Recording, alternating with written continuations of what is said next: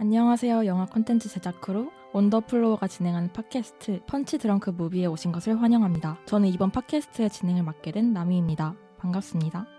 여러분들은 일과 사랑, 둘 중 어느 것을 더 중요하게 생각하시나요? 그 대답이 무엇이든 일과 사랑, 공과 사는 명확하게 분리되어야 하는 영역일 텐데요. 아무리 사랑이 중요하다고 해도 그것이 일에 영향을 주는 순간 사랑도 일도 건강한 형태로 자리 잡을 수 없는 것 같습니다. 특히나 냉철한 이성과 판단력이 중요한 직업일수록 사랑이라는 감정적인 영역이 개입했을 때 더 위험한 결과를 불러오곤 하는데요. 오늘 살펴볼 무례한이라는 작품 역시 범죄자를 잡으려는 목적으로 범죄자 애인에게 접근한 형사가 결국 사랑에 빠지는 이야기를 다루고 있습니다. 누구보다도 냉철한 이성이 중요한 직업인 만큼 그 영역에 사랑이 침범했을 때 과연 어떤 결말을 맞이하게 될지 더 궁금해지는데요. 본격적으로 영화 이야기를 하기에 앞서 오늘 함께 이야기를 나눌 패널분들을 소개하겠습니다. 영화님, 버드님, 포비님 간단한 자기소개와 함께 인사 한 말씀 부탁드립니다. 안녕하세요. 영화입니다. 이번 녹음에 함께 참여하게 되어 정말 기쁘고요. 그리고 전도연 배우의 10년차 빠순이로서 사랑의 진수를 보여드리도록 하겠습니다. 네, 안녕하세요. 디자인팀 버드입니다. 네, 안녕하세요. 저는 마케팅팀에서 활동하고 있는 포비입니다. 와. 함께할 패널분들도 소개했으니 지금부터 명작 투퍼보기 무례한 1부를 진행하겠습니다. 명작 투퍼보기 무례한 1부에서는 영화 내용을 전반적으로 살펴보는 시간을 가질 예정인데요. 먼저 패널분들은 영화를 어떻게 보셨는지 궁금합니다. 다들 무례한 어떻게 보셨나요? 우선 영화님 먼저 말씀해 주시겠어요? 저는 전도연 이 영화평이 가장 기억에 남는데 그 영화평대로 잘 봤고요. 정말 전도연밖에 기억이 안 난다 하는 영화였던 맞죠, 것 맞죠. 같습니다. 그러면 포비님은 어떠셨나요? 네, 저는 이번에 영화를 처음 봤는데 저는 뭐죠? 왜요? 보면서 느꼈던 거는 네. 영화가 뭔가 색감이나 분위기 이런 게 되게 절제되고 이래서 좋다고 생각을 했는데 스토리가 너무 좀 힘이 빠진 것 같아서 아쉽다는 생각도 들긴 했어요. 그래서 솔직히 영화가 마음에 들진 않았는데 근데 뭔가 스토리가 가벼우니까 또 인물들이 또 오히려 잘 보이더라고요. 맞죠. 그래서 인물들도 뭔가 좀 감춰진 것 같기도 하고 그래서 신비한 느낌을 주는 그런 영화였던 것 같습니다. 버드님은 어떠셨나요? 저는 그 온더표에 활동하면서 나미님의 전도연 사랑을 되게 많이 들었던 것 같거든요. 그래서 여기 들어오고 나서부터 그 전도연 배우분이 나오시는 작품 보면은 되게 의식하고 한번 평론 좀 해볼까 하듯이 좀 보고는 했는데 약간 영화님 말씀처럼 전도연밖에 생각이 안 나는 영화였다. 그만큼 전도연 배우님의 연기력이 너무너무 좋았지만 마찬가지로 약간 영화의 스토리나 그런 게 아쉬운 부분도 없지 않아 있었다 정도인 것 같아요. 네, 그렇게 보셨군요. 저는 무례한이란 작품이 오승욱 감독님 작품인데 최근에 리볼버라는 작품을 내셨거든요. 근데 그 작품도 약간 내용이 뭔가 많고 플롯이 탄탄하다? 이런 느낌보다는 배우들이 전체적으로 다 끌어가는 느낌? 이런 느낌이란 말이에요. 그래서 약간 오승욱 감독님 특? 이런 어쩔 느낌을 수 좀 없다. 좋아하시지 않나? 약간 좀 밋밋한 스토리지만 그 안에 있는 감정 묘사라든지 배우들의 그런 연기력으로 모든 거를 다 승부한다. 저는 이렇게 느껴가지고 뭔가 오승욱 감독님의 스타일이 아닐까? 이런 생각도 들었고 그리고 저는 무례한이라는 작품을 여러 번 본 사람으로서 영화를 볼 때마다 뭔가 매번 새로운 느낌을 받았었는데요. 그리고 아무래도 영화 자체가 막 플롯이 복잡하다기보다는 인물들의 감정선이 중요한 작품이기 때문에 영화를 보고 났을 때 항상 주인공들의 감정에 대해서 더 생각하게 되었던 것 같습니다. 그렇다면 패널분들의 감상도 들었으니 이제 본격적으로 영화 이야기를 시작해볼까요? 영화님, 무례한의 전반부는 어떻게 전개되나요? 영화는 준길이 자신의 여자친구 혜경에게 살인을 저질렀다고 고백하는 장면으로 시작됩니다. 혜경은 졸지에 범죄자 애인 신세가 되었지만 그럼에도 준길의 곁을 지키는데요. 한편 형사 재고는 그런 준길을 잡기 위해 먼저 혜경에게 접근하기로 합니다. 재고는 형사 신분을 숨긴 채 혜경이 마담으로 있는 단란주점에서 일하게 됩니다. 네, 영화는 준길이 혜경에게 황충남이라는 사람을 죽였다고 고백하면서 본격적으로 시작이 되는데요. 이어서 황충남의 시신과 옆에서 자리를 지키고 있는 그의 여자친구의 모습이 등장합니다. 긴장감 넘치는 영화의 시작 부분, 다들 어떻게 보셨나요? 우선 포비님부터 말씀해 주시겠어요? 우선 저는 영화의 초반부는 되게 몰입이 되고 좋았거든요. 네. 일단 그 질문 주신 것보다 저는 앞장면부터 되게 좋았어요. 그러니까 장면을 보면 재곤이 처음 등장하는 장면부터 시작하잖아요. 네. 그래서 재곤이 차에서 내려서 주머니에 손 넣고 좀 껄렁껄렁하게 걸어가는데 맞아요. 이걸 보니까 일단 이 인물이 누구인지도 안 보이고 이 사람이 어떤 사람인지도 안 보이더라고요. 그래서 이 사건 현장에 가서 이 경찰 배지? 이 증을 보여주는 순간 이 재곤이 형사인 게 드러나는데 그래서 뭔가 이 사람이 선인인가 아니면 악인인가 하는 것도 확실하지 않게 하는 연출이 되게 좋았던 것 같아요. 그리고 그 다음 장면에 질문 주신 것처럼 이 황충남과 여자친구 그다음에 준길과 혜경 이렇게 커플이 이렇게 두 명이 등장하잖아요. 네네네. 그래서 저는 이 커플이 되게 닮아있다고 생각을 했었거든요. 음. 충남도 범죄자고 준길도 범죄자인데 이렇게 이 사람들을 사랑하는 사람들이 등장하는 걸 보면서 얼마나 사랑하길래 이렇게 범죄자도 이렇게 할 수 있는지 생각이 들었고 되게 사랑함이 양면적이라는 생각을 했던 그런 장면이었던 것 같습니다. 포비님 얘기 듣고 든 생각이 진짜 이 오프닝 시퀀스부터 이 영화의 전체적인 내용을 다 압축해서 보여줬 것 같다 하는 맞아요. 생각도 맞아요. 드네요. 그러면 버드님은 어떠셨나요? 저도 그 영화 초반에 그 눈을 확 사로잡는 오프닝으로 시작되면서 바로 영화에 집중이 호로록 됐었던 것 같거든요. 근데 또 그 혜경의 집에 들어와서 준길이 그 같이 잠자리를 나누고서였나? 뭔가 대뜸 혜경한테 사람을 죽였다고 살인 고백을 하잖아요. 맞아요. 근데 그런 박준길 이 새끼 진짜 무책임하다 싶으면서도 뭔가 그 얘기를 듣고서도 좀 크게 놀라지 않고 그냥 잘 자는 혜경이 특이하다고도 생각이 들었어요. 뭔가 다른 패널분들은 이런 상황에서 안 놀랄 수 있을 것 같아요. 방금 생각난 건데 처음에는 놀랐겠지만 두 번째 아닐까요? 그랬을 수도 처음이 있겠네요. 아니어서 처음이 아니니까 혜경도 약간 그냥 담담하게 얘가 또 또? 죽였구나. 그러면 영화님은 어떻게 보셨나요? 저는 황충남과 황충남 애인 그리고 혜경과 준길과의 관계가 되게 유사하다고 생각했어요. 앞에서 포비님이 말씀하신 그 범죄자 그런 걸 떠나서 그냥 한 남자의 죽음을 여자가 곁에서 지켜주는 거잖아요.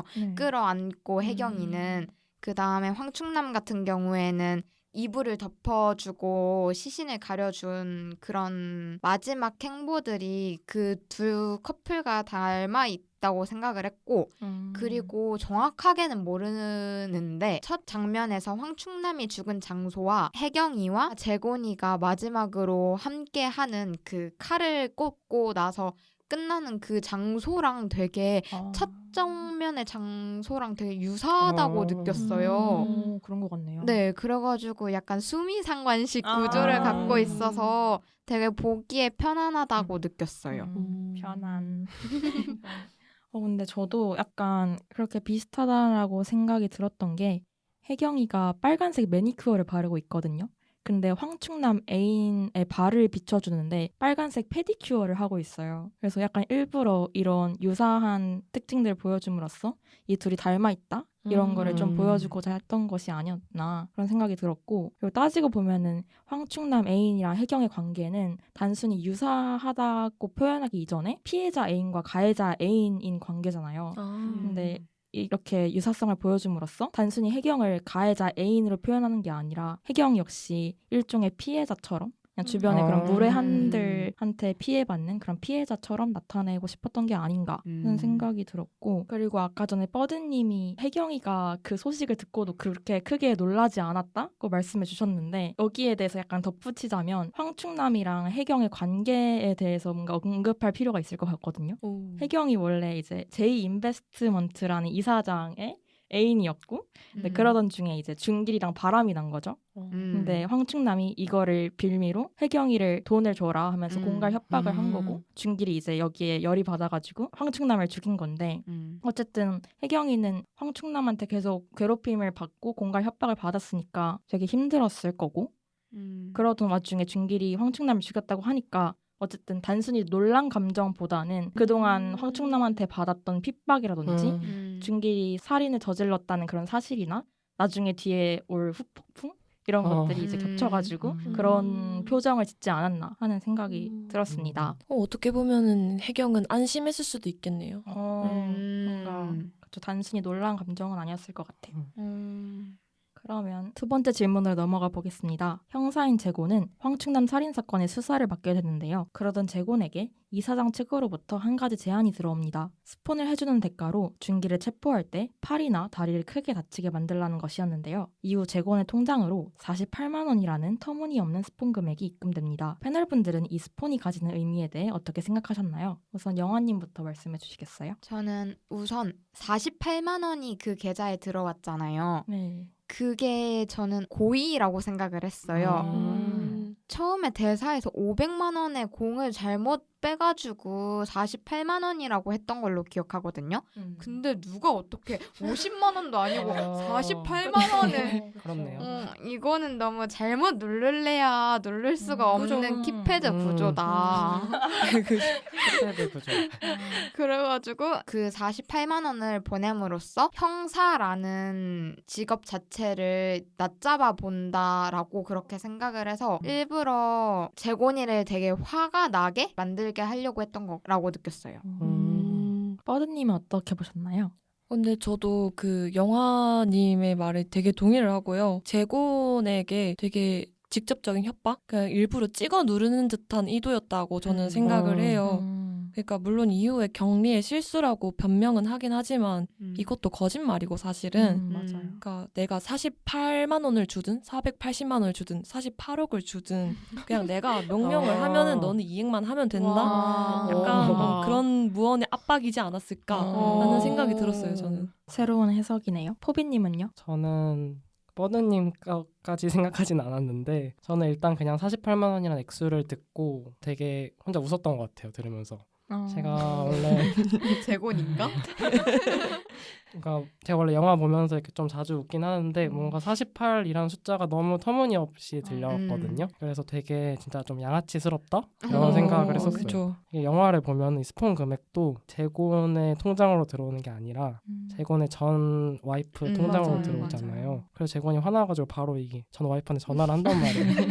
그래서 빨리 돈 들어온 거 확인했는데 뭐야 오빠 48만 원 들어왔어 이렇게 하면은 재곤도 완전 모냥 빠지고 그다음에 쪽팔렸을 것 같은 거예요. 그래서 이 48만 원이 저도 아까 영화님께서 말씀하신 것처럼 이사장 측에서 재곤을 고의적으로 긁으려는 그런 금액이라고 저도 생각을 했었어요. 그러니까 저도 이거 친구랑 같이 보면서 이 48만 원 내가 제대로 본 게 맞나 싶어서 다 같이 그 10초 뒤로 돌아가기 그거 해가지고 왔거든요. 저도 되게 어이가 없어서 웃었던 것 같아요. 눈을 의심하셨군요. 저 같은 경우에는 재곤이 선배 형사랑 이제 만나서 얘기를 할 때 형사로서 제일 두려운 게 일하다가 범죄자랑 구분할 수 없게 되는 거라고 말을 하잖아요. 근데 어떻게 보면 스폰을 받는 행위 자체도 범죄자랑 구분할 수 없게 되는 게 아닐까 싶었는데 근데 어쨌든 재곤이 결국에는 스폰을 받고 일한다는 점에서 이미 범죄자랑 형사의 경계가 무너지기 시작하지 않았나? 그런 생각이 들었습니다. 네. 재곤은 준길이 혜경의 집에 찾아온 것을 눈치채고 집 안으로 들어가는데요. 그러나 무슨 이유에서인지 끝으로 잡으려고 했던 준길이 눈앞에 있었지만 재곤은 바로 체포하지 않고 총으로 위협하기만 합니다. 패널분들은 재곤의 이런 행동 다들 어떻게 보셨나요? 우선 버드님부터 말씀해 주시겠어요? 근데 저 진짜 너무 답답했어요. 아니, 지금 딱 그 총을 땅 쏘면은 이미 끝날 영화인데 왜 저렇게 끌까? 그런 짤 있잖아요. 공포 영화에서 보면은 꼭 들어가면 안 될 것 같은 폐가에 이사를 가고 자기가 일을 저지른다. 그런 뻔한 플래그 있잖아요. 그러니까 이게 재곤의 윤리적 갈등이었을 수도 있고 그리고 또 옆에 혜경이라는 범죄한 무관한 약간 그런 일반인이 있으니까 더 조심을 했을 수도 있겠다? 그런 합리화가 되면서도 또 평소에 그 범죄자를 대하는 폭력적인 에티튜드를 봤을 때 되게 조금 아이러니한 행동이다 싶기도 했고요. 좀 무모하지 않았나 싶었어요.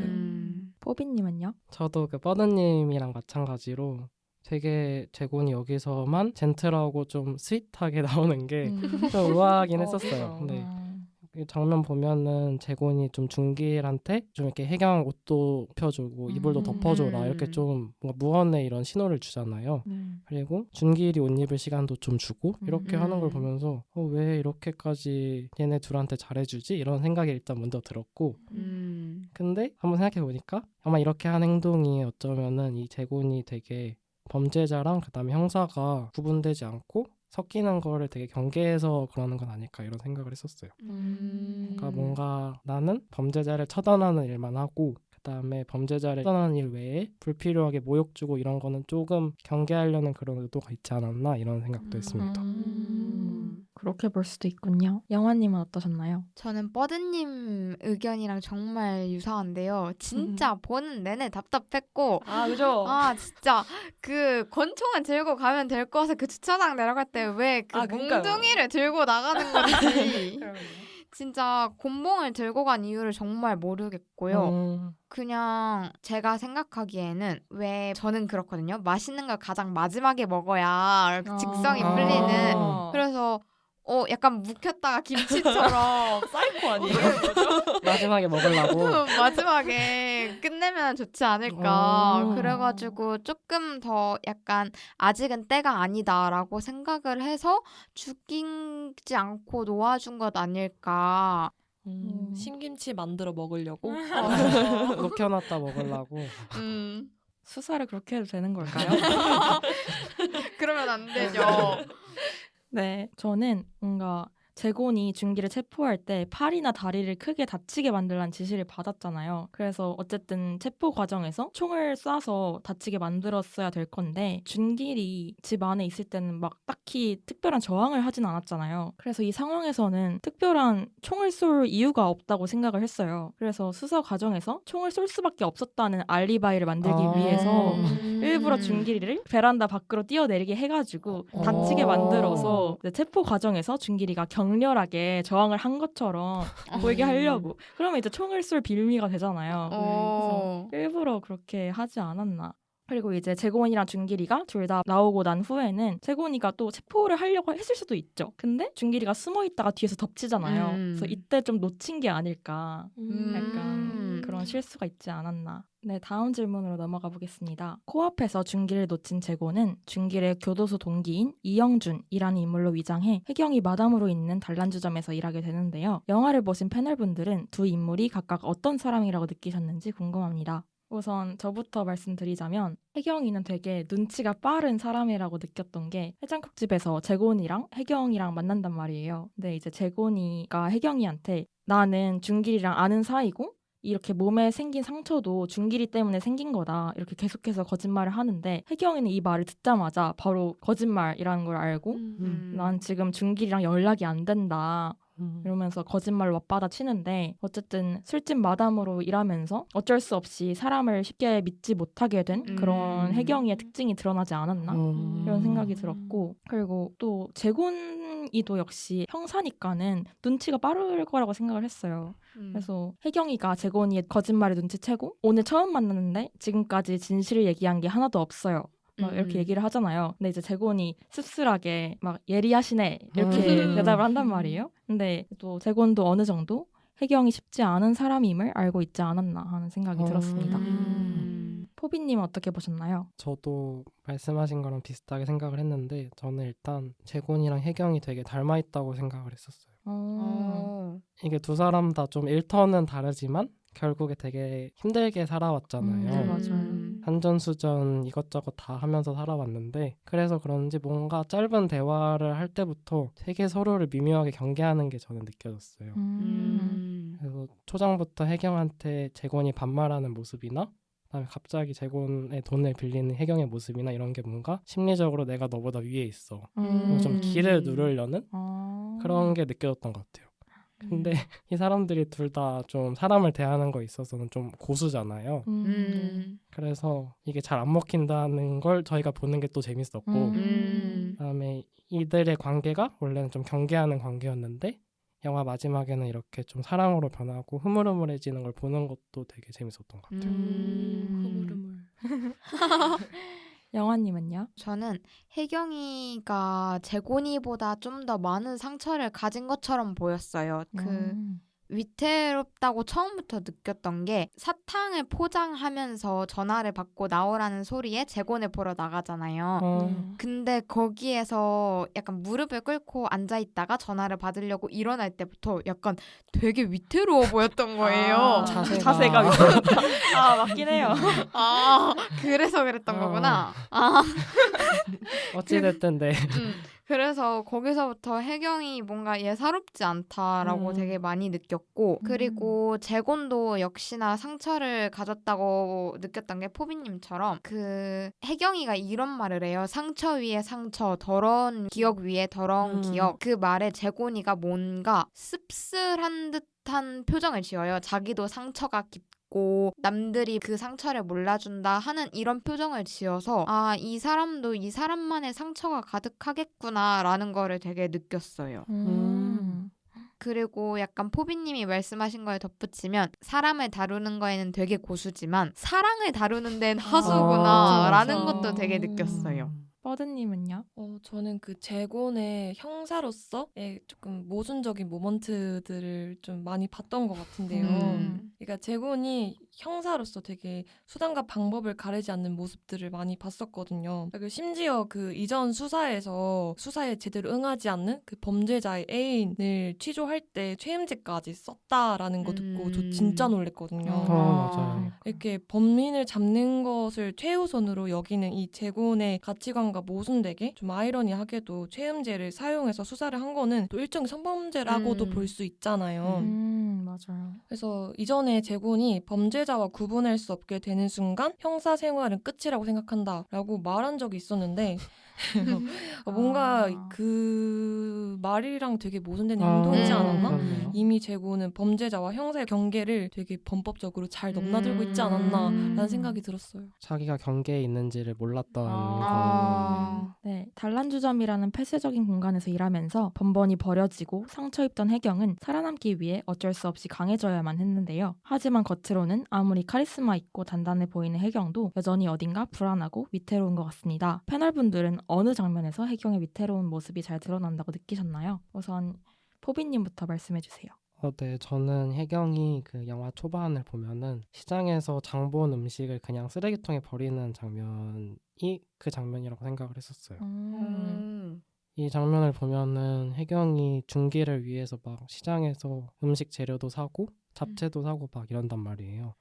네, 근데 맞아요. 씬이 하나 지나가고 그냥 갑자기 그냥 음식물 쓰레기통에 바로 이렇게 버리는데 이 장면을 보니까 음식물 그냥 뜯지도 않고 그냥 막 버리더라고요. 그래서 이렇게 포장을 뜯지 않고 버리면 안 되는데 이렇게 버리는 걸 보니까 혜경이 원래 되게 냉정한 사람인데 이렇게 중길이 만약에 못 온다는 말 한마디가 있으면은 재활용도 못하고 되게 감정적으로 행동을 하게 된다.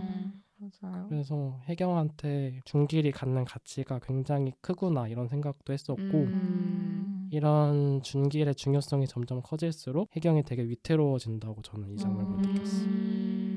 저도 뭔가 영화를 볼 때마다 저 음식들이 너무 아깝다 이런 생각들을 했던 것 맞아. 같습니다. 진짜 특히 소세지 그거 비닐 안 그러니까요. 벗기고 프랑크 소시지. 진짜 저거 그렇게 버리면 안 되는데. 나중에 벌 받아요 진짜.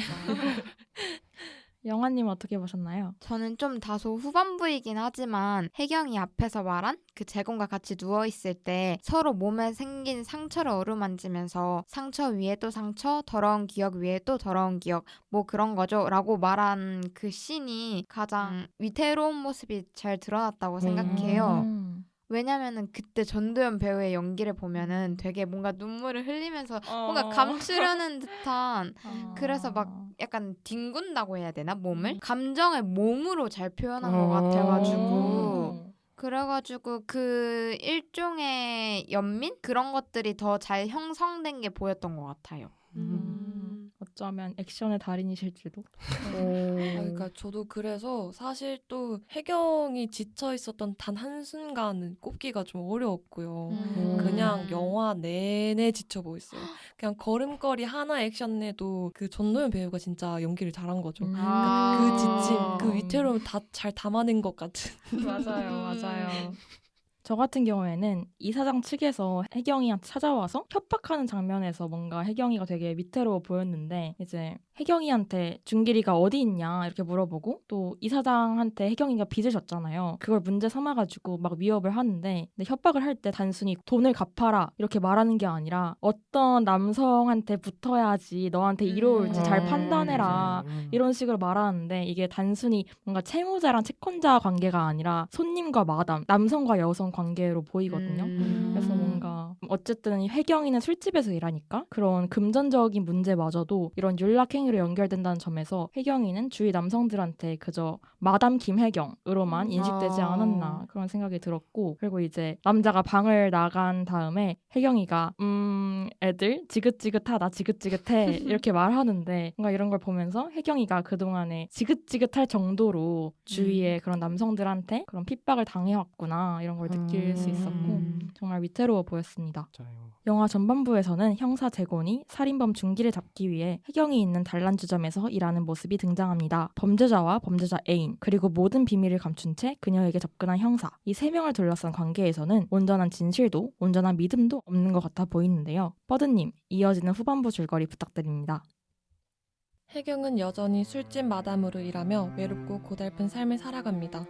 설상가상으로 남자친구 준길은 번번이 사고를 치고 도박으로 돈을 날리는데요. 금방이라도 쓰러질 것 같이 위태로운 혜경에게 준길은 도움은커녕 짐이 된 셈이었습니다.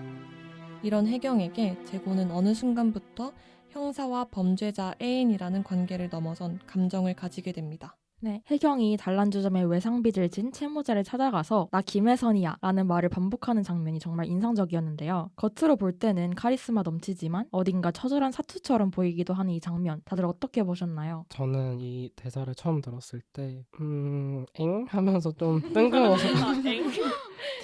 왜 갑자기 저런 말을 해? 이런 생각이 저는 솔직히 들었거든요. 근데 또 이렇게 영화를 좋아하시는 분들 얘기를 또 듣고 생각을 해보니까 이 김혜선이라는 인물의 그런 어쩔 수 없는 상황에서 나온 대사라는 생각이 들었어요.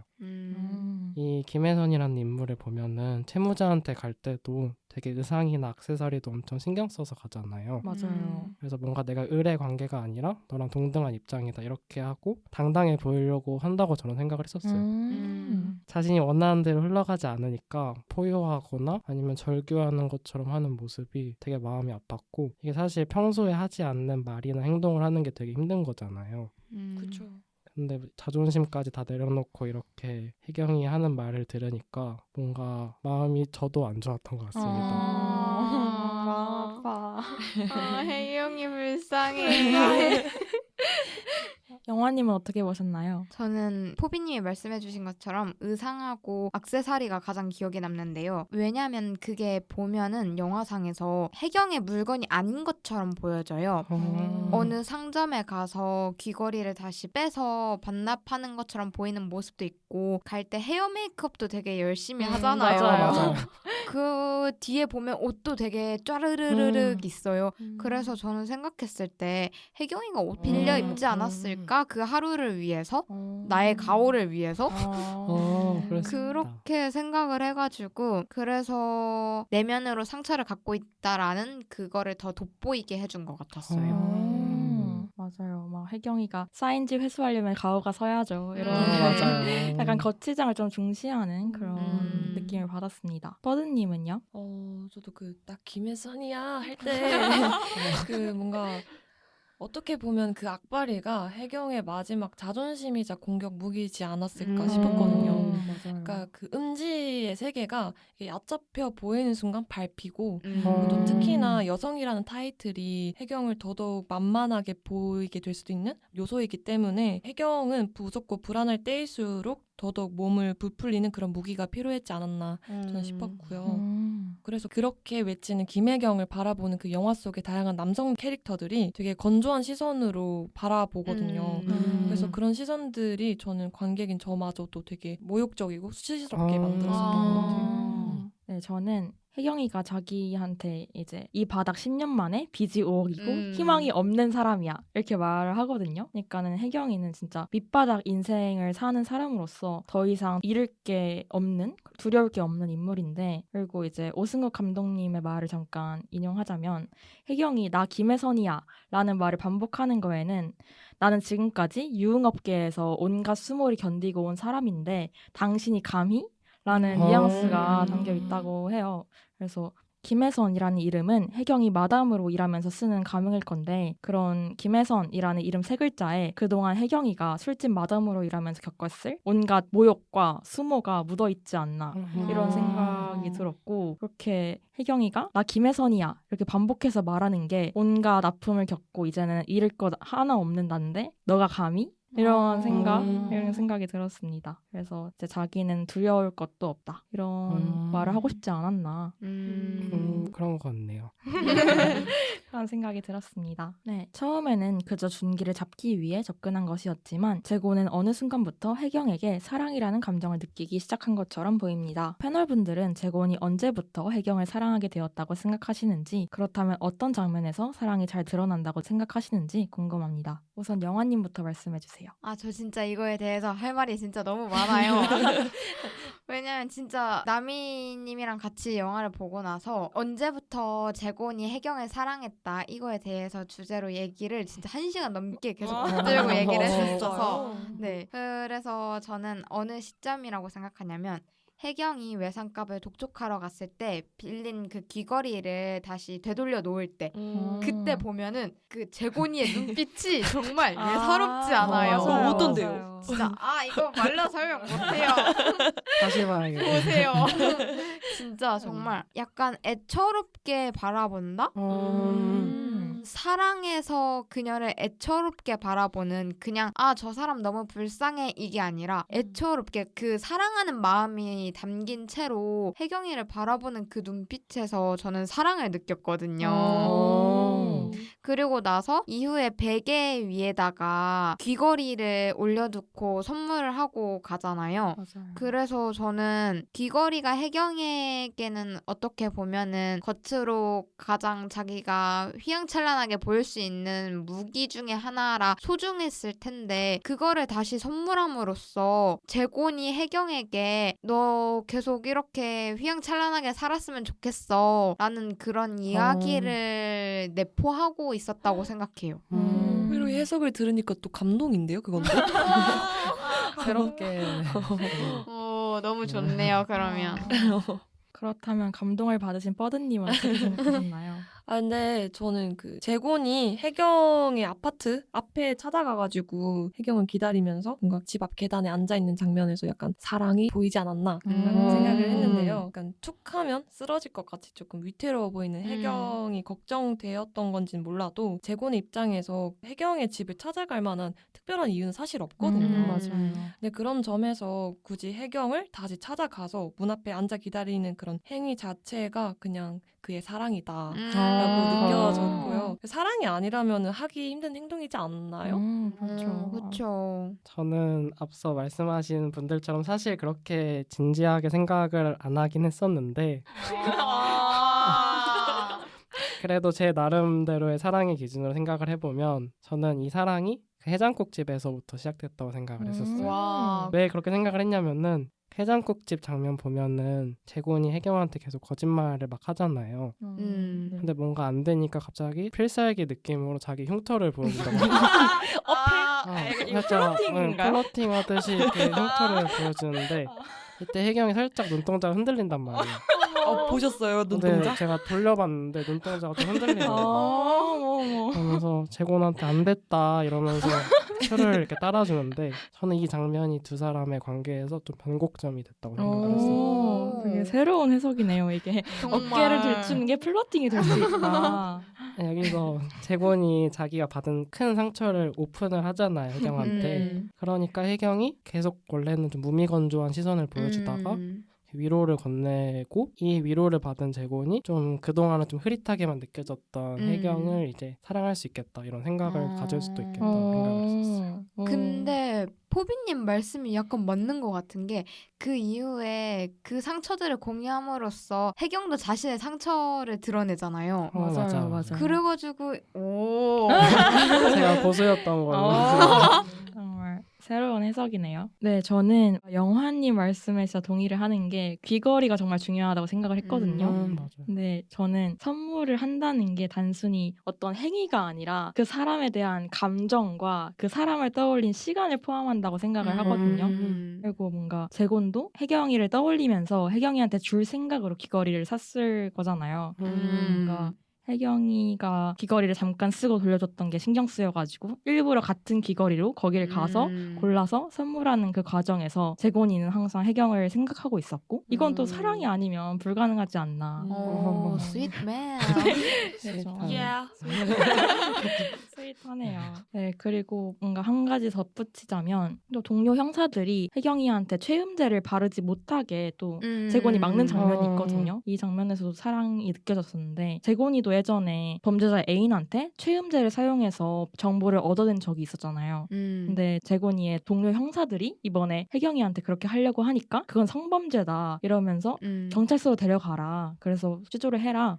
이렇게 말하는 점에서 뭔가 전에는 수단이랑 방법을 가리지 않았지만 이제 갑자기 이런 모습을 보인다는 점에서 혜경이에 대한 어떤 특별한 감정이 있었기 때문에 그렇게 행동하지 않았나 이런 생각이 들었습니다. 그렇다면 반대로 혜경이 재곤에게 마음을 연 순간은 언제라고 생각하시나요? 자유롭게 말씀해 주세요. 저는 사실 혜경이 재곤에게 마음을 열었다기보다는 마음은 열지 않았고요. 그러니까 당장에 기대고 의지할 사람이 없었던 때에 마침 지쳐 쓰러진 방향이 재곤이었다.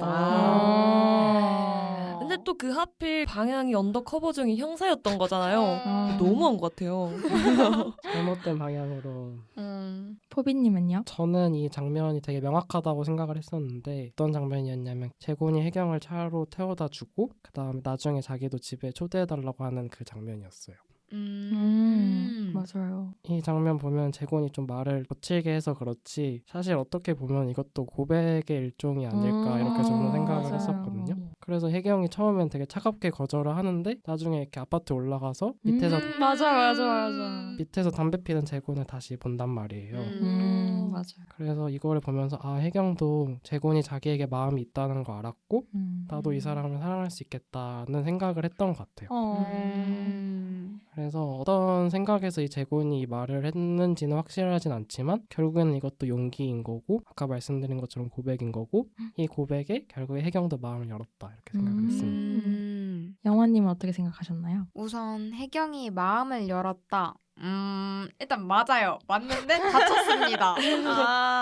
그렇게 생각을 하고 마음이 열린 순간은 그 유명한 잡채씬 있죠. 네. 그 잡채씬에서 재곤이 혜경이에게 같이 살래? 이런 식으로 얘기를 하고 나서 혜경이가 약간 그걸 믿는 듯한 눈빛을 보여요. 근데 거기에 재곤이 그걸 믿냐? 이렇게 얘기를 하는데 그리고 나서 혜경이 표정이 압권이에요. 고개를 아래로 떨구고 나서 약간 뭔가 울상? 약간 그런 걸 되게 지어요. 그래서 얼굴에 써있어요. 나 믿었음 이러고 나 그걸 믿었음 써있어서 되게 거기서 와 마음이 이때 열렸다. 그게 가장 드러났던 것 같아요. 열리고 바로 그럼 다친 바로는 아니고 좀 뒤에 가서 후반부에 다치지 않았을까 결말 정도 즈음에 해서 그걸 믿냐라는 대사 들은 순간 저 바로 화가 꽉 올라와가지고 진짜. 말을 왜 그렇게 진짜. 할까요? 진짜. 짜게 식었습니다.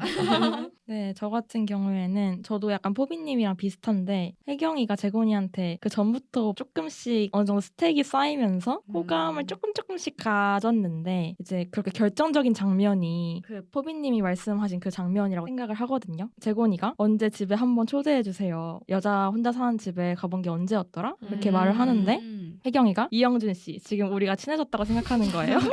이러면서 되게 싸늘하게 철벽을 친단 했단 말이에요. 근데 말은 그렇게 했는데 이제 집으로 들어가기 전에 복도에 있는 창문으로 재곤이를 바라보기도 하고 집으로 들어와서 또 생각이 잠긴 듯이 잠깐 앉아 있거든요. 근데 그리고 또 그 다음 날에도 직원한테 영준 씨 어디 있어? 이러면서 영준이 어디 있는지 위치도 물어보고 직접 전화해서 지금 뭐 하고 있냐 이런 거 물어보는 걸 보면은 뭔가 약간 이때부터 신경이 좀 쓰이기 시작하지 않았나? 이런 생각이 들었고 더 확실해졌던 거는 혜경이가 이제 혼술을 하는 장면이 있는데 그 옆에서 재곤이가 와가지고 앉아서 옆에서 이야기를 나눠요. 근데 또 이야기를 하다가 영준 씨 거짓말 못할 때 귀엽다 이런 대사를 하는 게 있는데 이때는 진짜 확실하게 느꼈습니다. 근데 또 다른 패널분들 이야기를 듣고 보니까 또 뭐 마음이 아예 없었던 건 아닌 것 같기도 하고요. 네, 준길이 도박으로 돈을 잃었다는 소식을 듣고 힘들어하던 혜경은 집으로 돌아가는데요. 그 앞에는 재곤이 기다리고 있었습니다. 춥고 어두운 혜경의 집 안. 두 사람은 누구에게도 말하지 못했을 아픔을 서로 나누고 어루만지는데요. 패널분들은 이 장면 다들 어떠셨나요? 우선 포비님부터 말씀해주세요. 저는 이 장면을 보면서 혜경과 재곤의 사랑의 형태에 대해서 좀 생각을 하게 되었어요. 이 장면에서만큼은 재곤이 혜경한테 거짓말을 하지 않더라고요. 준길한테 칼 맞은 게 거짓말이지라는 질문에도 그냥 대답을 안 하고 침묵을 하거든요. 그리고 나서 바로 뭔가 이렇게 상처를 잊게 해주려는 듯 되게 격렬하게 서로를 좀 어루만지잖아요. 그래서 이러한 형태의 모습을 보면서 저는 뭔가 이 사랑이라는 게 그냥 이렇게 어루만져주는 것도 부드럽게 어루만지는 것도 있고 격렬하게 어루만지는 것도 있지만 이 사랑의 형태는 되게 상처가 깊으니까 이 어루만져주는 것도 그 상처를 잊을 만큼 깊게 어루만져준다고 생각을 했었어요. 그래서 이 장면을 통해서 원래 처음에는 분명 이 두 사람의 관계가 위로나 연민의 관계라고 생각을 했었는데 점점 그 사람에 대한 사랑으로 나아가는 과정이 되게 좋았던 것 같아요. 따뜻한 해석이네요. 영화님 어떻게 보셨나요? 혜경과 재곤의 관계에서 가장 클라이막스가 되는 장면이라고 생각했어요. 서로의 사랑을 결정적으로 확인하게 되는 거죠. 혜경은 눈치가 빠른 사람이기 때문에 재곤이 자신을 좋아하고 있음을 어느 정도 이미 조금은 알고 있었을 것 같아요. 네, 버드님 어떻게 보셨나요? 저는 그 장면에서 서로에 대한 동정과 연민이 또 느껴졌었는데요. 뭔가 그렇게 할 수 있었던 이유가 두 사람의 삶이 좀 닮은 부분도 있었다고 생각해요. 그러니까 유흥업계에서 일하면서 뭔가 수모를 겪고 상처를 입었던 혜경의 삶, 그리고 또 재곤도 형사로 일하면서 어쩔 수 없이 상처를 입어왔다는 점, 그리고 그 둘이 속한 두 개의 삶 모두 다 위계가 되게 확실하잖아요. 근데 그 장면에서는 그 둘의 위계는 없었고 서로를 바라보는 모습들이 그냥 그저 동정, 연민, 그리고 어떻게 보면 사랑, 이 동등한 관계처럼 보였었거든요. 그래서 뭔가 서로에 대한 공감이나 사랑이 느껴졌었던 것 같아요. 되게 감동이네요. 하루 종일 감동 느끼시는데요. 감동적이다. 맞아요. 그리고 이제 혜경이가 상처 위에 또 상처, 더러운 기억 위에 또 더러운 기억 이런 말을 하는데 또 여기서 혜경이 지금까지 겪어왔던 삶의 상처라든지 재곤의 상처에 대한 공감 같은 거를 느낄 수 있었습니다. 다음날 아침 두 사람은 혜경의 집에서 함께 잡채를 먹으며 이야기를 나눕니다. 준기를 따라갈 거라는 혜경의 순진한 말에 재곤은 진심인지 거짓인지 모를 한마디를 건네는데요. 준길에게는 도박빚 갚을 돈만 주고 앞으로는 본인과 함께 살자는 것이었죠. 모래안 속 가장 명장면으로 꼽히기도 하는 이 장면에 대해서 이야기 나눠볼까요? 우선 영화님부터 말씀해주세요. 일단 아까 말했지만 여기는 연기가 장난이 아닙니다. 맞아요. 진짜 클로즈업을 하는데 클로즈업을 하면은 표정이 더 잘 보이잖아요. 그래서 배우들의 감정이 좀 더 직접적으로 다가오는데 그때 둘의 표정과 눈빛을 보면은 이거 사랑 이게 딱 느껴졌어요. 그리고 그걸 믿냐라고 했을 때 혜경이가 마치 아까 말했듯이 나 믿었어라고 써있고 고개를 떨구고 있는 그 씬이 정말 기억에 남아요. 그래서 결국 정말로 얼굴에 보면 기대가 차 있다가 고개를 떨구고 못 들고 잡채를 계속 먹어요. 맞아요. 자기는 믿었으니까 믿은 게 내심 약간 부끄러움? 실망? 이런 감정들이 깃들어서 재곤을 바라보지 못하는 거죠. 그래서 고개를 들고 잊고 있지 못하는 그런 모습들이 혜경의 감정을 잘 감추지만 관객에게는 그게 잘 드러나는 모습이 정말 좋았던 것 같아요. 맞아요. 포비님은요? 저는 우선 이 잡채를 먹잖아요. 그래서 이 잡채라는 음식에 대해서도 저는 먼저 생각을 했었거든요. 원래 이 잡채가 처음 등장하는 게 혜경이 준기를 기다리면서 또 잡채가 등장을 하는데 준길이 오지 않겠다고 하니까 이 잡채를 아까 말씀드린 것처럼 그냥 버려버리잖아요. 그래서 저는 이 잡채가 일단 혜경의 사랑을 의미한다고 생각을 했었어요. 근데 그때 잡채는 사실 이 시장에서 산 잡채여가지고 맞아요. 혜경이 직접 만든 잡채도 아니란 말이에요. 근데 이번에 재곤을 위해서 준비한 잡채는 혜경이 직접 참기름도 넣고 걔도 되게 맞아요. 넣어가지고 되게 먹음직스럽게 많이 만들었단 말이에요. 손수. 맞아요. 손맛이 들어가 있는. 손맛이 들어간 잡채를 이렇게 만드는 혜경을 보면서 어쩌면 혜경이 준길에 대한 사랑만큼 아니면은 그 사랑 이상으로 재곤에게도 마음을 열었다고 저는 생각을 했었어요. 그래서 그런지 뒤에 이어지는 장면에서 재곤이 좀 가볍게 같이 살자는 말에 혜경이 뭔가 홀린 듯이 진심이야 이렇게 반응하는 것도 맞아요. 이런 열린 마음을 보여준 것 같았고 나중에 그걸 믿냐고 아까 말씀하신 것처럼 했는데 그래서 그 말에 아마 그 마음이 닫히는 게 되게 힘들었을 거라고 생각을 했어요. 슬프다. 버드님은요? 근데 그 재곤이 그걸 믿냐라고 이런 망언을 하긴 했지만 근데 어쩌면은 그 전에 같이 살자고 말했던 그 재곤의 말이 진짜 진심이었을 수도 있지 않을까? 저는 생각이 들었어요. 그러니까 전날 밤에 이미 둘은 서로에 대한 동정심 같은 사랑 같은 그런 마음을 확인을 했었고 그리고 재곤은 이미 혜경한테 빠질 대로 빠진 상태였다고 생각하거든요. 맞아요. 근데 그런 상황에서 그 재채기처럼 재곤의 진심이 툭 튀어나온 거죠.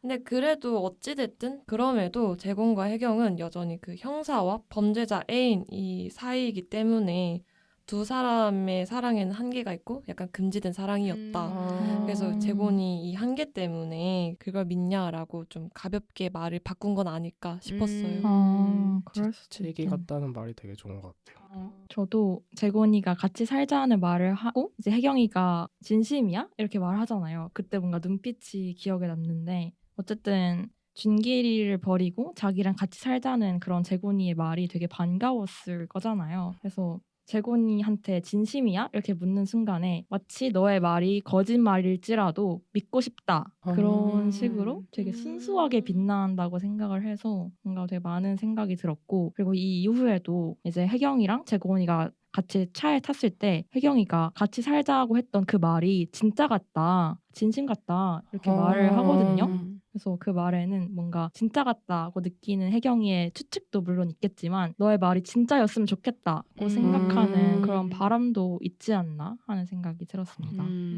준길은 결국 재곤에 의해 붙잡히고 그의 총을 맞아 죽음을 맞이하는데요. 혜경은 준길이 자신의 곁을 떠난 뒤에도 마약 사범을 간호하며 또다시 고달픈 삶을 살아갑니다. 하지만 그 마약 사범 역시도 재곤에게 체포되고 혜경은 그동안 자신을 속여왔다는 배신감에 재곤에게 칼을 찌르며 영화는 마무리됩니다. 충격적이면서도 애잔한 영화의 엔딩 부분 다들 어떠셨나요? 우선 버드님부터 말씀해주세요. 저는 그 재곤이 준기를 체포하는 장면이 되게 기억에 남는데요. 그러니까 재곤이 한참 동안 차에 머무르다가 준길이 계속 저항을 해서 동료들이 제압을 못하니까 그제서야 차에서 내려서 총을 쏘는데 이전에 스폰을 받고 약속했던 게 원래는 팔이나 다리를 크게 다치게 만드는 거였잖아요. 맞아요. 근데 재곤은 이때 준길의 심장 주위를 향해서 쏘거든요. 분명 형사 정재곤으로서는 팔이나 다리에 그냥 총을 쏘고 체포하면 그냥 끝날 일인데 뭔가 혜경에 대한 사랑 때문에 그녀를 힘들게 했던 준기를 좀 완전히 죽이고 싶어 했던 건 아닐까. 그러니까 혜경 스스로는 벗어나지 못하는 그 굴레에서 벗어나게 할 방법이 준기의 죽음밖에 없었다라고 판단한 건 아닐까 싶었습니다. 그럴 수도 있겠네요. 포비님은요? 저는 사실 준길이나 재곤이나 둘 다 나쁜 놈이라고 생각을 했었거든요. 그래서 누가 누구를 이렇게 판단하는지도 사실 좀 의아하긴 했었어요.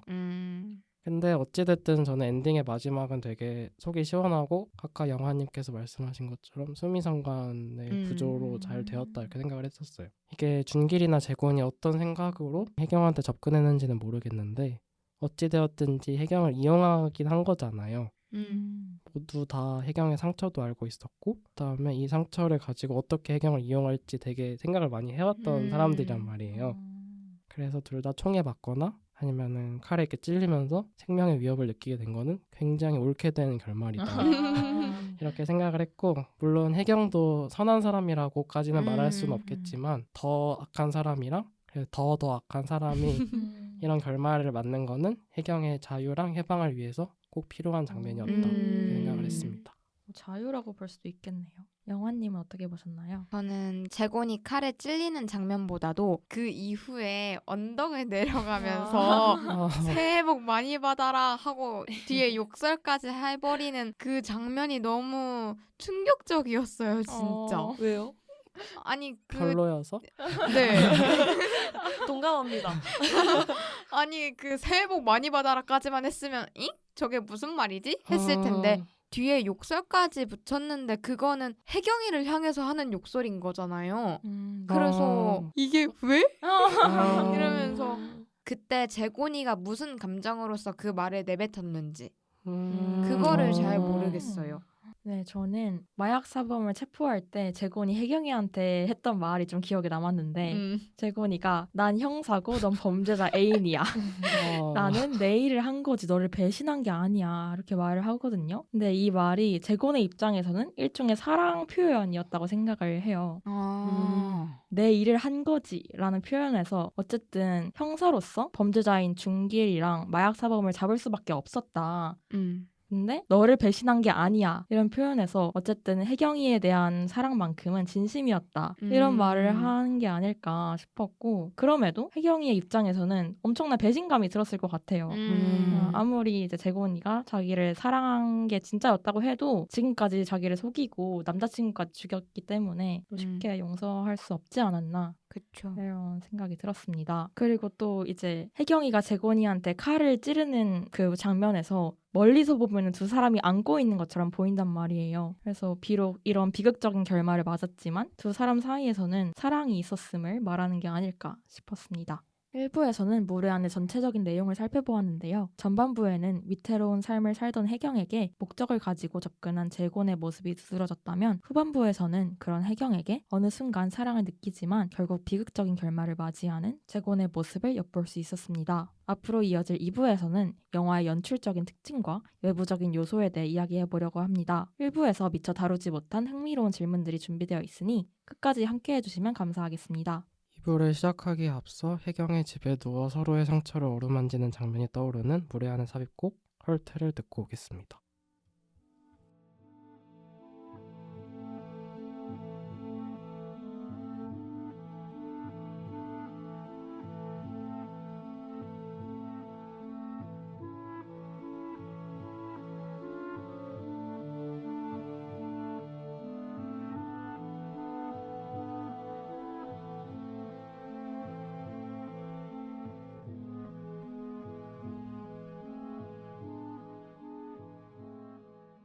그럼 명작 돋보기 무례한 2부를 시작하겠습니다.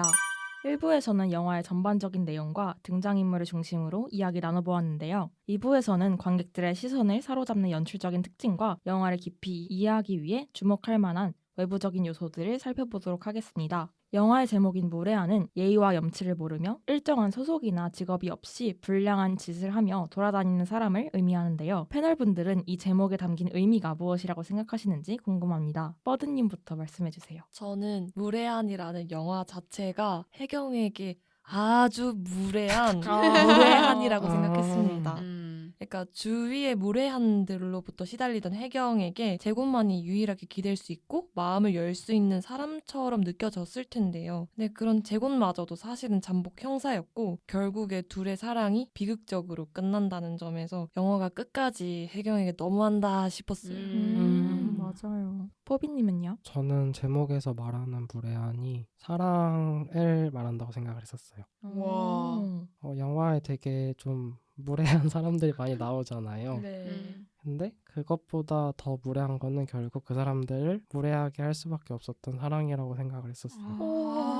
와 대박. 영화 속 사랑은 보면은 뭔가 인물들의 상황이나 현실을 전혀 고려하지 않고 갑자기 찾아오잖아요. 그래서 이 사랑이 근데 되게 인물들의 삶을 강렬하게 흔든단 말이에요. 그래서 인물을 무례한으로 만들기도 하는 그 사랑을 보면서 이 제목이 어쩌면 사랑의 파괴성이랑 그 강력한 힘을 드러내는 게 아닌가 생각을 했습니다. 와. 대박. 거의 이동진 뺨치는 사랑이 뭐길래. 마음 아프네요.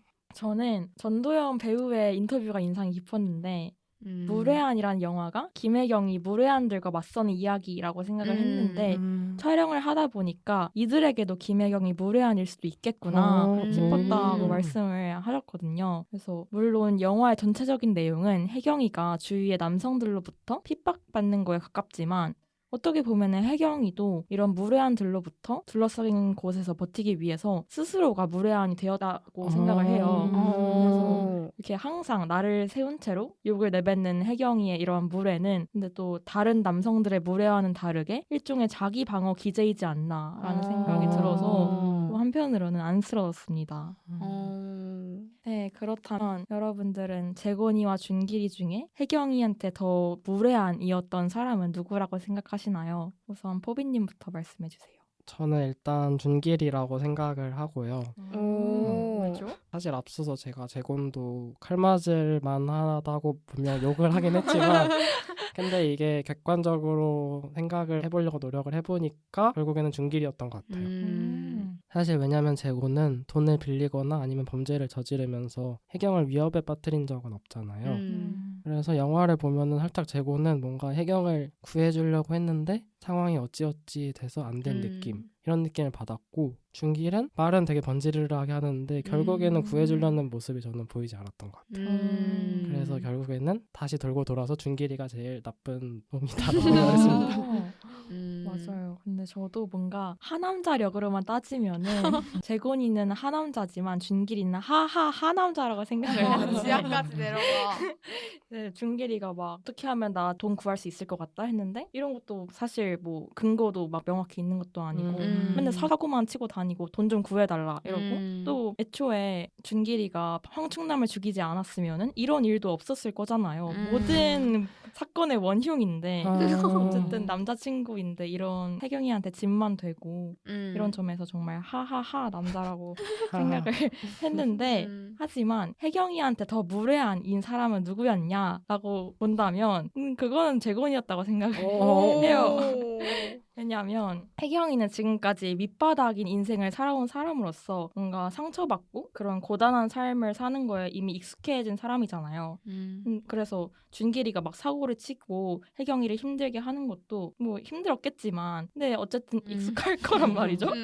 근데 재곤이 같은 경우에는 그렇게 고단한 삶을 살던 혜경이한테 거의 유일하게 이제 의지할 수 있는 그런 사람이었을 텐데 그래서 더 혜경이는 마음을 열고 애정을 조금 느끼지 않았나? 이런 생각을 하거든요. 근데 그 사람이 알고 보니까 남친을 잡으러 온 형사다. 막 처음부터 대놓고 무례한이었던 사람보다 오히려 더 배신감을 느끼지 않았나? 더 무례한처럼 느껴지지 않았나? 이런 생각이 들었습니다. 영화님은 어떻게 보셨나요? 저는 정말 포비님 말씀대로 둘 다 나쁜 놈입니다. 근데 더 무례했던 건 준길이라고 생각해요. 자기 여자가 다쳐서 왔는데 그거를 그 몇 마디를 더 나누다가 뒤늦게 알고 너 얼굴 왜 이래 이러고 고개를 들어요. 맞아요. 보자마자 아는 게 아니라 어떻게 자기 여자의 얼굴에 멍이 든 걸 그렇게 뒤늦게 아는 건가. 솔직히 뭔가 껍데기만 보여주는 느낌을 되게 많이 받아서 더 무례하지 않았을까. 진심인 척 보여주는 게 제일 나쁜 것 같아요. 그렇네요. 버드님은 어떻게 생각하시나요? 근데 저는 재곤이 물론 앞에서 말씀하신 것처럼 둘 다 나쁜 놈이죠. 물론 둘 다 나쁜 놈인데 그리고 또 둘 다 좀 혜경을 도구적으로 이용을 하면서 되게 폭력적인 사랑을 줬다고 생각은 하거든요. 근데 둘 중에 좀 더 고단수적인 무례한이었던 사람은 재곤 같아요. 그러니까 준길은 조금 멍청해도 차라리 처음부터 줏대 있게 나는 너 이용하려 한다라는 그런 의도를 좀 가감없이 보여줬긴 했던 것 같거든요. 근데 재곤은 찐 사랑인 것처럼 속이다가 혜경이 가장 약해져 있을 타이밍에 정체를 드러냈잖아요. 그래서 뭔가 더 무례한이었던 사람의 판가름의 기준을 혜경을 좀 더 많이 무너지게 만들었던 것이라고 두면은 혜경을 더 무너지게 만든 무례한은 재곤이었지 않았을까라고 생각합니다. 무례한은 비정하고 냉혹한이라는 의미의 하드보일드 장르답게 전반적으로 어둡고 건조한 분위기를 유지합니다. 여기에 멜로까지 더해져 하드보일드 멜로 영화가 되었는데요. 조금 어색할 수도 있는 두 장르의 조합을 어떻게 보셨는지, 또 하드보일드 멜로의 특징이 잘 드러난 영화 속 연출은 무엇이라고 생각하시는지 패널분들의 의견이 궁금합니다. 우선 뻐드님부터 말씀해주세요. 저는 평소에 그 누아르 장르 되게 좋아하거든요. 근데 그 하드보일드라는 장르는 조금 낯설었었는데 장르가 장르이니만큼 뭔가 이렇게 어둡고 건조한 분위기에 멜로가 섞인다는 게 잘 상상은 안 갔었는데 오히려 그 두 장르가 합쳐지면서 밑바닥 인생을 사는 사람의 사랑을 조금 더 현실적으로 보여줬다고도 생각을 하고요. 그리고 또 그 칼을 마지막에 꽂잖아요. 그 행위가 사실상 그 두 사람의 관계가 끝이 났다는 걸 이렇게 딱 선언하는 거기도 한데 이 장면마저도 너무 이렇게 무미건조하게 그려진 것 같아서 그 두 사람의 비극적이고 씁쓸한 마무리가 망한 사랑을 더 부각시킨 것 같아요. 망한 사랑이라니 마음이 아프네요. 포비님은 어떻게 보셨나요? 네, 저도 뻐드님이랑 좀 비슷하게 봤었는데 저는 일단 영화의 색감이 되게 회색빛이라고 생각을 했었어요. 영화가 흑백 영화는 아닌데 뭔가 흑백처럼 좀 맞아요. 인물들도 건조하게 그려지고 이 영화의 대사들이 물론 좀 깨는 부분도 있지만 영화가 좀 전체적으로 되게 절제된 분위기로 가져가려고 했다고 저는 생각을 했었어요. 근데 그러다 보니까 인물들의 감정이나 특히 사랑이 되게 더 눈에 잘 띄더라고요. 작품을 제가 좀 보면은 뭔가 인물들의 사랑이 조금씩 어디선가 삐져 나오는데 이 색깔이 저는 붉은색이라고 생각을 했었어요.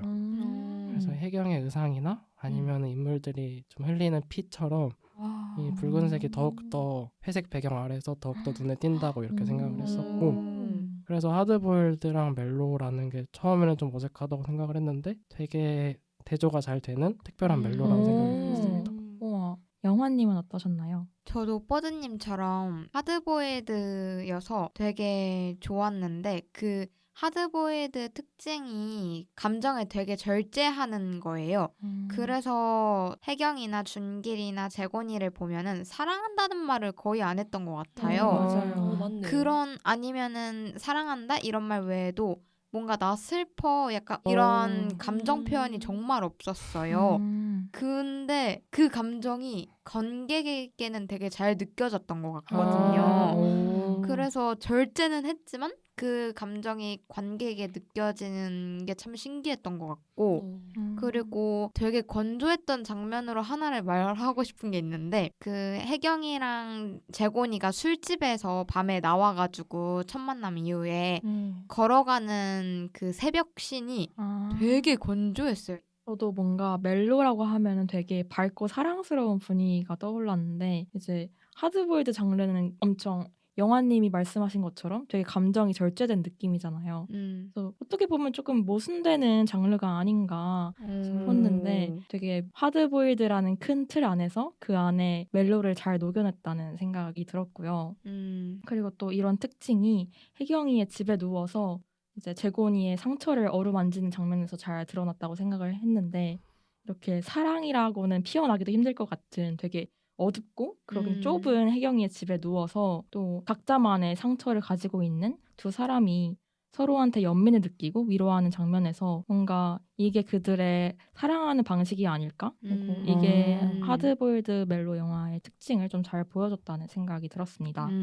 네, 마지막 질문입니다. 영화를 보면서 떠올랐거나 함께 보면 좋을 것 같다고 생각한 다른 영화가 있다면 소개해주세요. 우선 포비님부터 말씀해주세요. 저는 영화를 보면서 바로 떠올랐던 영화가 있는데 헤어질 결심이라는 영화가 바로 떠올랐어요. 이게 원래 박찬욱 감독이 관심을 가졌고 만들려다가 여차여차해서 우승욱 감독에게 넘어간 영화라고 들었거든요. 그래서인지 형사가 어떤 목적을 가지고 수사 대상한테 접근을 하다가 그 수사 대상에게 사랑에 빠지고 결국 무너진다는 점에서 굉장히 스토리가 비슷하다고 저는 생각을 했었어요. 근데 제가 헤어질 결심을 좀 좋아하거든요. 근데 무례한이 약간 좀 아쉽다 이런 느낌. 그래서 그런지 뭔가 모래안이랑 헤어질 결심이 비슷한 듯 하면서 자꾸 어디 한 핀트에서 자꾸 벗어나는 좀 거예요. 아쉽다. 네, 그래서 저는 살짝 무례한이 아쉬웠던 것 같기도 해요. 그래서 만약에 저처럼 무례한에 좀 거칠고 이렇게 무례한 그런 느낌이 마음에 안 드시면은 좀 아름다운 영화 헤어질 결심을 추천드립니다. 이것도 방송 있으니까 들어주시면 좋을 것 같아요. 영화님은 어떤 영화를 추천하시나요? 저는 사실 안 봐서 이걸 추천해도 되나 싶긴 한데 만추라는 영화를 추천하고 싶어요. 왜냐면 그 영화 계절감이 일단 가을인 걸로 알고 있는데 되게 가을은 건조하잖아요. 근데 제가 예고편이나 이런 걸 봤을 때 그 둘의 사랑은 되게 습하고 고온처럼 느껴졌어요. 그래서 무례한과는 좀 거꾸로 있는 게 좀 많이 좋았고 하드보일드 장르가 완숙된 의미를 원래 갖고 있어요. 근데 만추 예고편을 봤을 때 정말 이게 완숙된 사랑이구나 그런 걸 조금 느꼈어서 저도 조만간 보고 싶고 그런 부분들이 만추를 떠올리게 했었어가지고 한번 보시면 어떨까 싶습니다. 버드님은요? 저는 이 무례한이라는 영화를 보면서 전도연 배우가 연기한 김혜경의 캐릭터는 참 입체적이고 좋았다 싶었는데 누아르 장르에 있어서 그 스타일을 좀 입체적으로 잘 활용하고 그려내지 못했다라는 아쉬움이 있었거든요. 근데 특히나 그 누아르 장르에서 언더커버라는 이 키워드를 되게 입체적으로 다채롭게 잘 활용한 작품으로 불안당을 추천드리고 싶어요.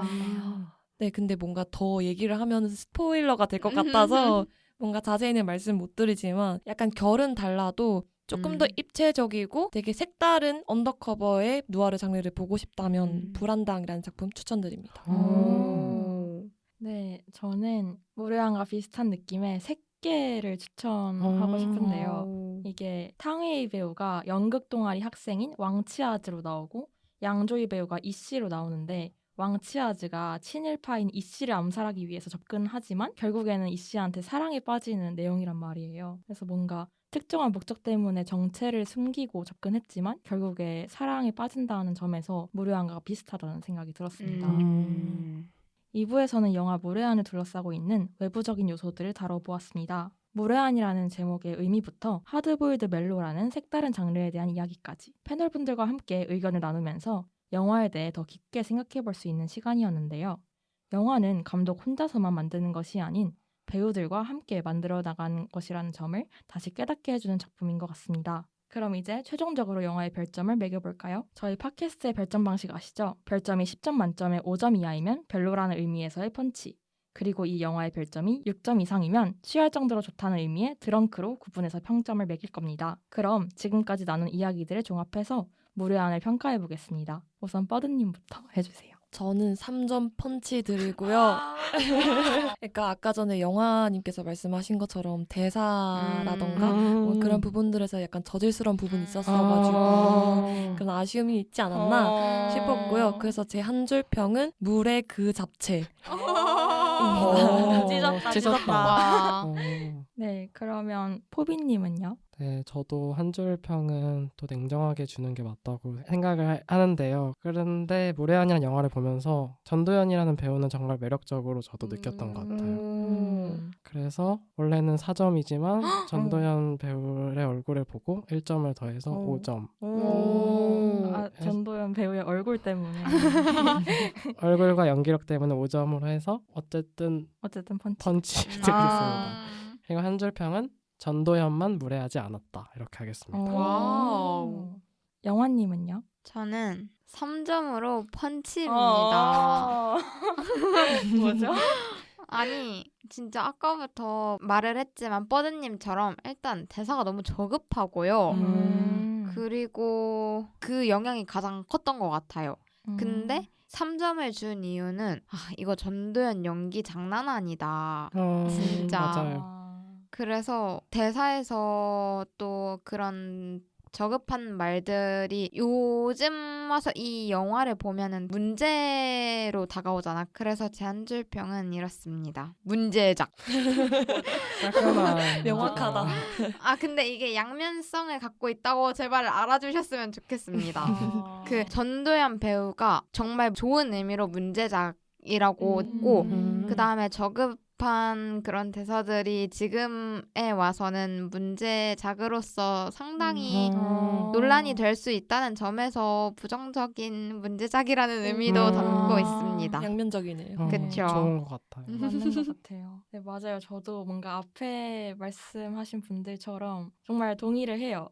대사가 정말 시대에 뒤떨어지고 이게 10년 전 영화이긴 한데 그럼에도 불구하고 시대에 뒤떨어지고 저급하고요. 욕도 너무 많이 나오고 근데 또 어떻게 보면은 현실적이라는 생각을 하는데 어쨌든 혜경이가 술집 마담으로 일하면서 근데 실제로 술집 마담으로 일하는 사람들은 이거보다 더 심한 걸 겪었으면 겪었지 이거보다 덜 한 거를 겪지는 않을 거라는 생각이 들어서 어떻게 보면은 조금 현실적인 측면도 있지 않나? 이런 생각도 들었고 근데 또 전도연 배우의 손을 거쳐서 평면적이던 혜경이의 캐릭터가 이제 조금이나마 입체적으로 바뀌었다고 하지만 그럼에도 불구하고 여전히 영화는 뭔가 젠더 감수성이 부족하고 남성을 강자로 표현하고 여성을 약자로 표현하는 그런 점이 조금 단점이라고 생각을 했고요.